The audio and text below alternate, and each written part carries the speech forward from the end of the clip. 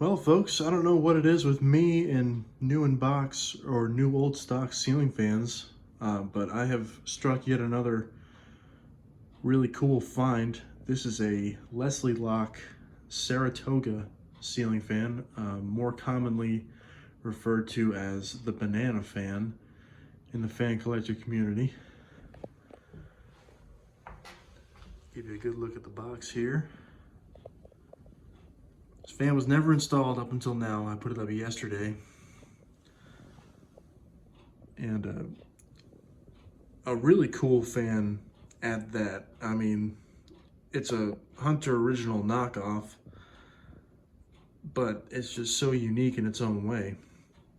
And I remember looking at these, I remember looking at pictures of these fans on the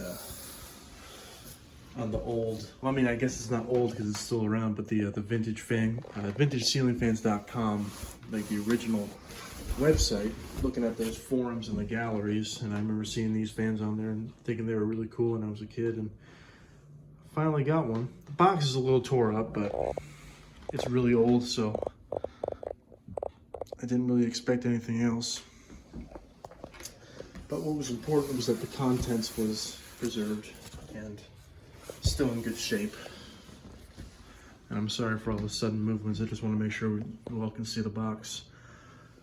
It was actually originally sold at Target for $150, which is cool. I'm not sure where those clearance stickers came from, but I picked this up at my local Habitat Restore, the same one I found my Hunter original at. And it did come with the paperwork. Get all this stuff out of the way here. I'm not sure what that Play It Again Sam is, but it's funny. Kind of quirky. The instructions are rather sparse. They're rather brief, but they are here. This cracks me up because if fan sounds exceptionally noisy, check all mounting screws for tightness. A slight motor hum will be present during operation. This is characteristic of these fans and is acceptable during operation. I think that's funny. It's like they're saying it is acceptable. Do not think it's unacceptable because we said it's acceptable. I thought that was really funny. I tried calling that number. It is disconnected at this moment, so I didn't get any luck, but here she is. And just getting up close to one of these and actually observe it and see how it works. It's really cool. This fan is absolutely, it's mint in the box. I mean, there's not a scratch on it. It's never been used. I always thought this reverse switch was kind of nice. And I put this glow fitter on it because I wanted a light for the kitchen. And the ones I saw on the VintageCeilingFans.com website, they have this globe on here, so I thought it would look nice. If you look closely, you can see the motor housing is textured brown and then the bottom is smooth. So that's kind of a nice touch. All the hardware is brass. And these blades too, the blade shape is really cool. It's very unique and the tips are also really cool.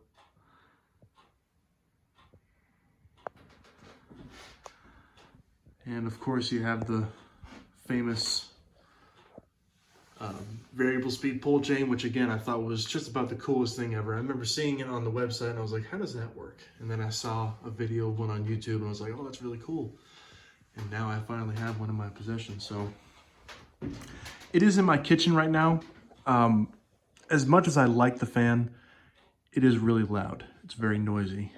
So the Delta 2 might be going back up, but it really looks good in here. I mean, with the brown, I didn't know how good it would look with the, the modern stainless appliances and all, but I'm overall happy with how it looks in here. But, like I said, I'm probably gonna detail the Delta 2 and put it back up here.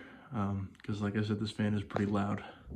But while it's up, I might as well get a video of it. So we'll go ahead and turn it on.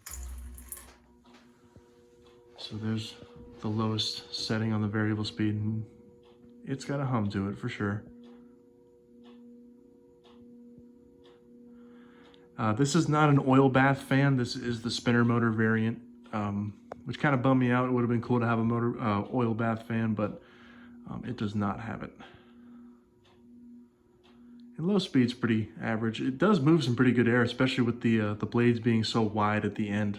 I can imagine that helps.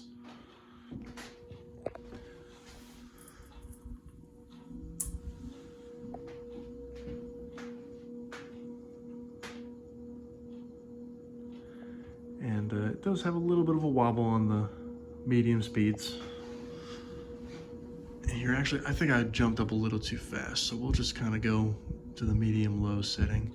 This will be a longer video because this fan is definitely one of the more interesting ones I have in the collection. So that's kind of your medium-low speed right there.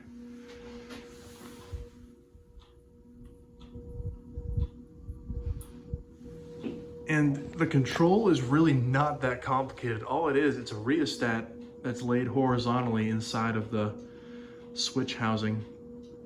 And there's a little pulley on the end, and the pull chains run that pulley, which will move the rheostat inside. So it's a pretty simple, but also quite clever design.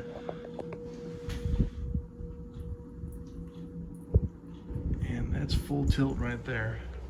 The hum goes away when you have it on high. It's actually pretty quiet on high, and it is quite powerful. I won't say it's on par with the original. Nothing can really hold a candle to an original, but you know, we're getting some good air movement, especially on the end. I noticed that this fan kind of pushes air out instead of down, which is kind of nice. You know, sometimes you want that.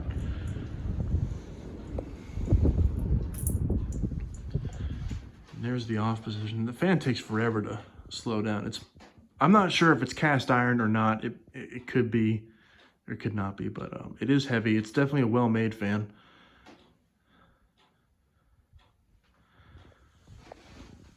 And you obviously have your famous banana vents, ergo the name, the banana fan. So, and you know, they really did kind of want to make it their own. I mean, you have the tapered ends on this side of the blade too, as well as this side, which is really cool, and the wishbone style brackets instead of the regular C brackets. So definitely a really cool fan.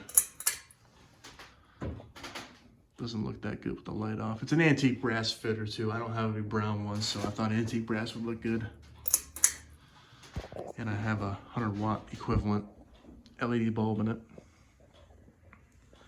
Well, folks, that'll about do it for the banana fan here. Like I said, I'm not sure how much longer it's going to be up here, but I wanted to get a video of it while I can. So I thank you for watching, and more to come.